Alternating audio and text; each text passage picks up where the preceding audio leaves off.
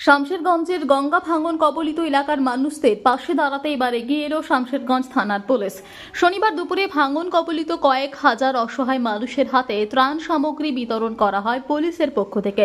শামশেরগঞ্জের শিকদারপুরে এই ত্রাণ বিতরণ অনুষ্ঠানে উপস্থিত ছিলেন শামশেরগঞ্জ থানার ওসি অভিজিৎ সরকার, এসআই ওয়াসিম রেজা, এসআই অবিরাম মণ্ডল সহ অন্যান্য কর্মকর্তারা।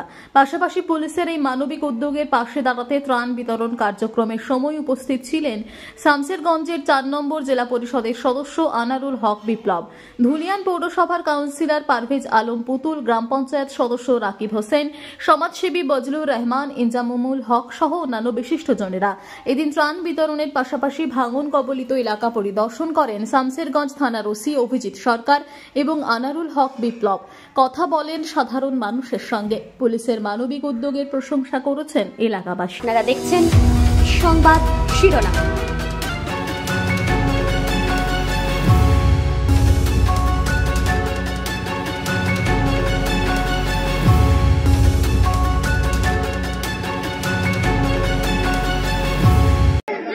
এরকম ধরনের আরো কিছু ঘটনা ঘটে, তাহলে যাতে আমরা এরকমভাবে এদের পাশে থাকতে পারি। এবং আমরা আমাদের উদ্ধত নেতৃত্বের সঙ্গে কথা বলেছি, আগামী দিনে যেগুলো বাড়িঘর চলে যাচ্ছে আর কি, সেগুলো থেকে বোল্ডার দিয়ে বাঁধার জন্য আমরা অলরেডি ডিএম সাহেবকে, খলিল সাহেব, এমএলএরা সকলে বলেছেন।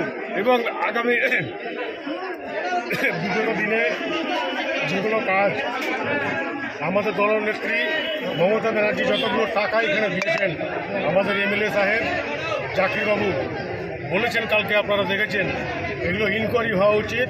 কেননা দিদি অনেক টাকা এখানে দিয়েছেন, টাকা তছনছ কন্ট্রাক্টর করলো কি আধিকারিক করলো, সেগুলো ইনকোয়ারি টিম অতি শীঘ্রই বসবে যে টাকাগুলো কোথায় গেল।